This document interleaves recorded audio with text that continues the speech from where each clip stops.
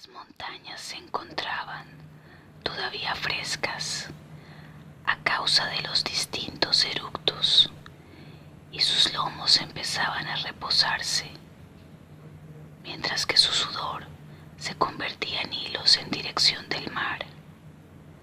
Fue en este momento cuando comenzó todo al pie de Apu, una misteriosa montaña donde el frío, para llegar a la cúspide, pasa por todas las gradas del termómetro.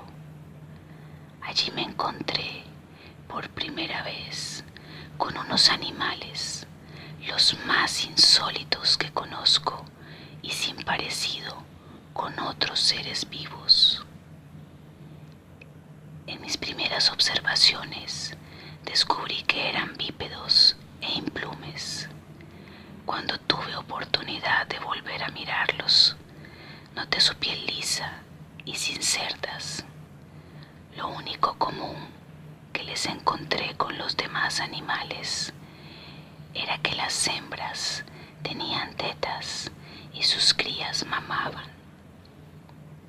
Hasta ese momento se alimentaban de mí todas las variedades de antilodáctidos que osando me descubrían, algunos cánidos y escasos paquidermos. Para ese entonces yo ya había aprendido a defenderme de insectos y de otros minúsculos animales que habitan mi medio. Los seres recién vistos cogían mi cuerpo y yo pasaba de mano en mano. Me observaban atentos y se mostraban admirados y regocijados de mi presencia. Empezaron a morderme y de inmediato me di cuenta por mis experiencias anteriores que sería uno de sus alimentos preferidos. Lo que no presagiaba era lo que ocurriría después. Siguiendo mis pasos, me buscaban por todas partes.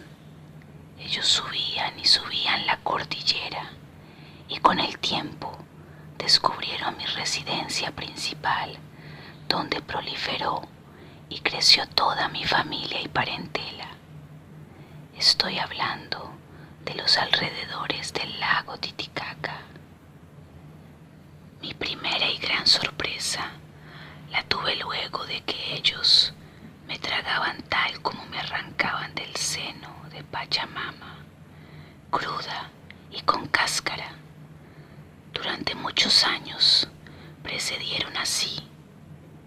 De pronto cambiaron, empezaron a usar un proceso para el ablandamiento de mi cuerpo.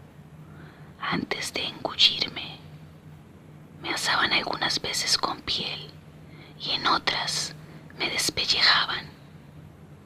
Luego les dio por ablandarme en agua hirviendo y posteriormente me mezclaron con pedazos de animales y algunas raíces.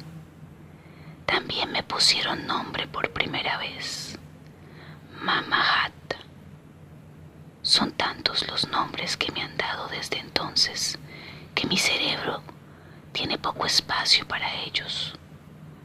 Cuando me llevaron por primera vez a Europa, los italianos me llamaron Tartufol, los alemanes Kartoffel, los rumanos Katov. ¿Y qué decir? Lo que nunca pensé fue que el encuentro con estos animales cambiaría mi vida para siempre. En adelante me despreocupé de todos mis problemas. Estos se acabaron en forma definitiva. Había sufrido tanto, defendiéndome algunas veces contra otras plantas, en ocasiones contra animales grandes y pequeños, eludiendo la furia de Pachamama, que no siempre está de buen humor y pasa abruptamente de lo húmedo a lo seco, y en ese orden múltiples adversidades que en momentos críticos me hacían desfallecer y casi perecer. Ellos empezaron a cuidarme con esmero, con un cuidado increíble. En el sur, donde muere el horizonte y Pachamama no existe más, era tal la dedicación por mí que hicieron crecer mi cuerpo hasta pesar 1/4 de tonelada. En Chiloé era donde más me querían. Recordaba los viejos tiempos, cuando en esos mismos predios, para poder sobrevivir, avanzaba penosamente, siguiendo siempre el clima frío, pero no tan helado, porque por debajo de 9 grados centígrados la frescura me entume y por encima de 23 el calor me asfixia. En mi caminar por entre Pachamama llegué a peñascos y riscos. Allí me descubrieron esos animales de los que antes he venido hablando, pero que tenían la característica de dormir una noche aquí y otra allá, conocidos como nómadas por el tanto mudarse. Como yo crecía por todas partes, mis flores se confundían con las nubes. Entonces optaron por cambiar sus hábitos de deambular y se decidieron a vivir conmigo. Construyeron agrupaciones en Jalca y luego la fortaleza de Kenlap para defenderse de sus enemigos, pues siempre los atacaban. Primero se llamaron los hombres de las nubes y luego Chachapoyas. Atrajeron mi atención porque eran muy claros, altos y delgados como una palma. Empecé a descubrir que estos animales eran de tamaño y color diferente y se encontraban por todas partes. En mi viaje hacia el norte fue cuando me percaté de ello. Otra cosa muy curiosa a mi entender era que la duración de mi cocción en recipiente de barro les sirvió como medida de tiempo, puesto que el lapso de ablandamiento de mi cuerpo es constante después que el agua entra en hervor. A partir de entonces comenzaron a hacer nudos con los hilos de pita, a los que llamaron quipús, y luego se pusieron a contar animales domésticos.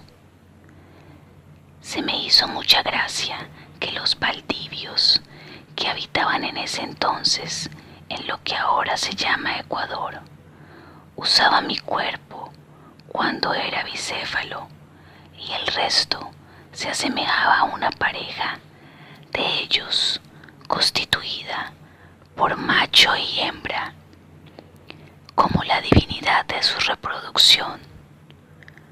Cuando una hembra presentaba síntomas de preñez, mi cuerpo se convertía en el centro de festividades de toda la tribu. Entonaban cantos, tocaban instrumentos y bailaban. Entrada la noche, me dormía entre los senos de las futuras parturientas por 4 noches consecutivas, y a la noche siguiente, entre sus órganos genitales, las futuras madres debían reproducirse con la celeridad que yo lo hago. Los mochicas practicaban algo muy diferente. Me hacían devorar por sus críos para vigorizar sus cuerpos y mediante el vigor alcanzar la madurez y la erotización. Yo soy rica en vitaminas C, B6, B2, B1, A, proteínas, glúcidos, lípidos, potasio, fósforo, magnesio, sodio, calcio, hierro, ácido pantoténico, riboflavina, y en combinación con otros alimentos adquiero nuevas cualidades. Este ha sido mi gran secreto puesto a la luz por esa tribu que me convirtió el himeneo en la principal fin de su existencia. Lo afirmado lo respaldan abundantes pruebas, comenzando por sus pequeñas esculturas en terracota que deambulan por ahí. Yo era ingerida en función de ser alimento y también me utilizaban como un órgano sexual en busca de su excitación. Otro asunto que no puedo dejar pasar por alto es el de los indios jíbaros. Ellos me usaban poco para rebustecerse, debido a que habitaban en zonas calientes. Se servían de mí para una actividad muy singular.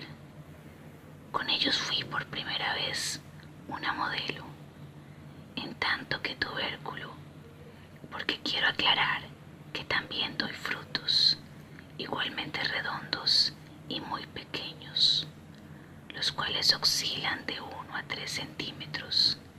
Esto para hacer aclaración y diferencia en mi trabajo de modelaje. Como dije más arriba, mi cuerpo, en cuanto a lo grande, creció en Chile, y en lo reducido y de color amarillo oro en la llanura de la laguna Fúquenes, en un lugar en Colombia que se denomina Boyacá. Mis tubérculos de esta zona se parecen a mis frutos. Entonces los jíbaros, que apreciaban la diferencia para sus fines, me llevaban desde estas leguras con una delicadeza extremada a las selvas ardientes y bochornosas de las laderas del Amazonas. Como yo me reproduzco por germinación y no por polinización, ellos consideraban mis ojitos de color indefinible, boquita y nariz, a los punticos por donde empiezo a retoñar. Pero este no era el motivo de la importación, sino cómo mi cuerpo tiene muchos tamaños y formas.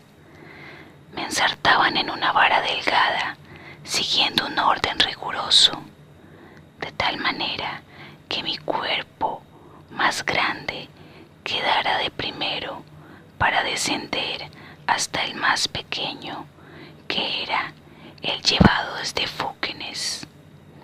Guiándose por todos mis cuerpos traspasados por el eje de madera, los médicos reduccionistas emprendían la competencia para lograr la cabeza de menor tamaño.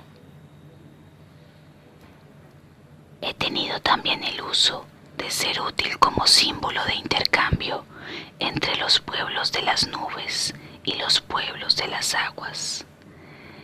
He sido equivalente para ser intercambiada por pescado de los indios caribes y de otras tribus, por pieles, animales y también frutos. Los incas lograron transformar mi cuerpo en harina y también lo disecaron, una de las causas de su victoria militar para lograr la dominación de sus vecinos. Me apilonaron en grandes depósitos por todo su imperio. En esta nueva condición de transformación me hice resistente a la humedad y al tiempo, convirtiéndome por estas dos cualidades en moneda. 5/4 de la mano de un indio era la medida de altura de un saco de mi cuerpo pulverizado. Equivalía a una alpaca o llama con cría. Un bulto de mi cuerpo disecado valía 3 bultos de pescado en las mismas condiciones. Yo vivía apaciblemente en el seno de la sociedad indígena, cuando en una tarde de reposo, en 1537, aparecieron unos extranjeros que venían de un puerto llamado Barrancos Bermejos. Habían navegado por el río Opón y llegaron a lo que hoy se llama la provincia de Vélez, en Colombia. Allí vi por primera vez a un tal Pedro Seiza de León. A la época me llamaba simplemente Papa. Al alpenedizo se le ocurrió llamarme turma de tierra, o sea, testículo de tierra. Este fue el primer ser distinto a los indígenas que conocí en toda mi historia y en toda mi vida. Fecha del comienzo de una verdadera epopeya transgeográfica. Hasta ese momento conocía el agua dulce y el agua salada. La segunda solamente por las zonas costeras. Los foráneos me llevarían mar adentro, en carabelas y bergantines, y en ellos cruzaría hasta la otra orilla, la inmensa laguna. Viajé emprendiendo por primera vez desde Santa María del Darién. Le seguirían puertos peruanos y sucesivamente otros. Entablé una amistad sincera con los marinos, quienes fueron los que me hicieron conocer el mundo entero. Con ellos llegué hasta Japón, China, toda Asia, África y Europa. Pero no todo es color de rosa. Antes de ser indispensable, tuve que enfrentar pruebas difíciles, verdaderos problemas. La Iglesia Ortodoxa rusa me acusó de manera inocua de ser la responsable de la escrófula y de la lepra. Los campesinos rusos me consideraban anticristiana e inmunda. En otros lugares europeos se me acusaba de hermafroditismo y también inspiradora de la masturbación.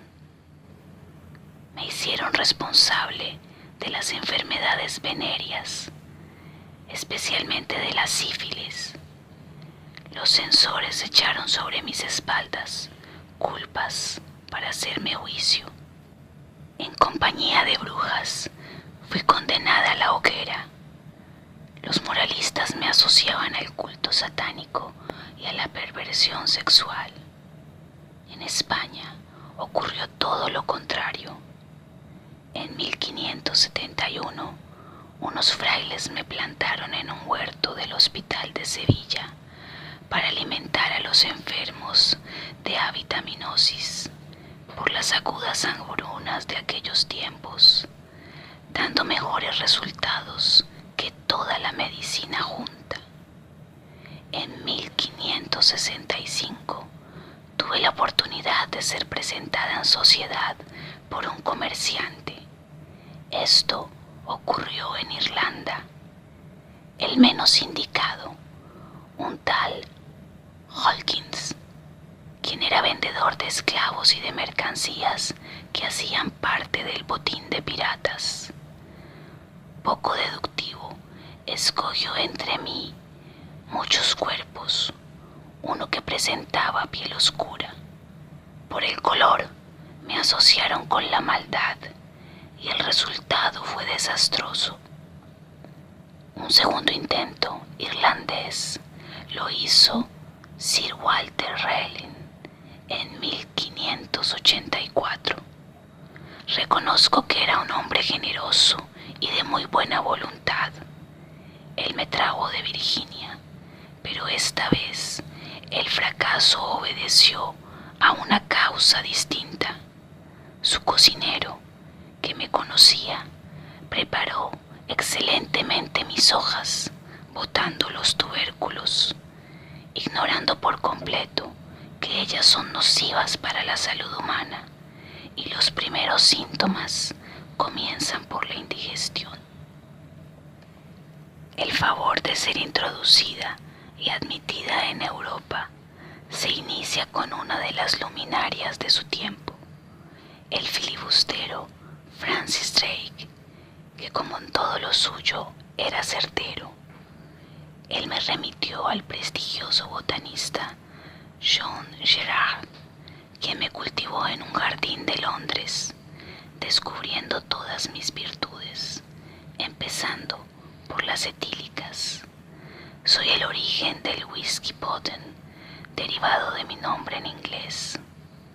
Un prisionero hambriento y famélico que eludió la muerte porque me engurgitaba todos los días, llamado Antoine Augustin Parmentier, aquel que participó en la guerra de los 7 años contra el emperador Frédéric II, de 1756 a 1763. Logró que los franceses dieran los primeros pasos para aceptarme, con ayuda de Buffon, Turgot, Condorcet, el rey Luis XVI, la reina y hasta Voltaire tuvo que intervenir.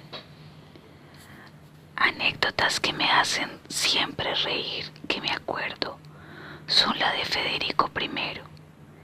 En 1651, cuando amenazó a todos los agricultores que se opusieran a cultivarme con cortarles la nariz y las orejas.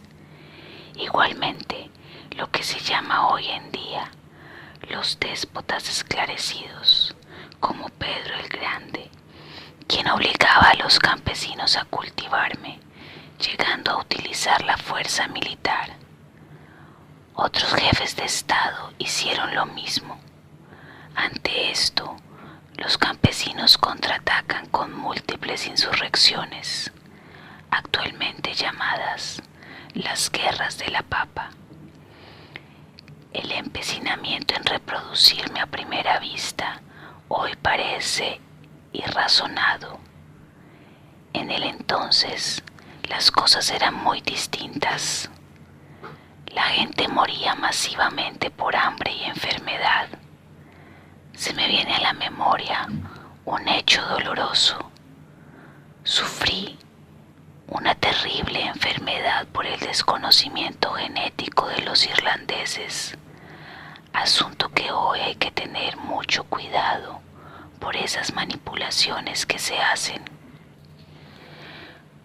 Por ausencia de defensas, me atacó el hongo Alternaria solani y luego el Phytophthora infestas. Los dos son algo así como un cáncer, conocidos popularmente como tizón. Los campos de Irlanda quedaron convertidos por la presencia de mi cuerpo hecho cadáveres en verdaderos cementerios, a los que siguieron los cuerpos de casi 1 millón de irlandeses muriendo porque no tenían nada para comer. Otro tanto abandonó el país para no morir de hambre, con destino al norte de América, entre quienes se encontraban los Kennedy. Pasando a la etapa en la que me considero ser indispensable en la denominada modernidad, mi cuerpo se amplía en usos. Me requiere la industria farmacéutica, textil, maderera y de carburantes. Últimamente hago parte del etanol y soy también un eficaz adhesivo. Esto resulta secundario porque mi función principal siempre ha sido la de ser un alimento. En la actualidad me cultivan en 110 países. Mi cuerpo tiene la colosal presencia a nivel mundial, con 380 millones de toneladas. Apenas si soy superada por los cereales. Con ellos me estoy disputando en el momento el primer lugar. Hay tanto interés por mí que hasta me han dedicado todo un año a honorarme. Por esto, soy de la convicción que todos los humanos que pueblan el planeta me conocen. sea por estarme tragando o haberme ingerido más de una vez en su existencia. Una masa de especialistas me requiere. No les hace falta motivos para buscarme. Los genetistas quieren descifrar mis 12 cromosomas con una longitud de 70 millones de pares de bases, equivalente a 840 millones de nucleótidos, mientras que los políticos me invocan en sus programas para subsanar las quejumbres humanas. Los financistas se desvelan cómo sacar ventajas de mí para convertirme en ganancia. Los hambrientos sueñan con mi presencia en sus platos. Los fotógrafos me buscan mis mejores ángulos. Los poetas hacen de mi pulpa la carne para sus metáforas. Y así, cada uno, en su cada qué, me hace suya. Mientras tanto, un niño del tercer mundo gateando juega con mi cuerpo, pensando que soy una bolita de caucho.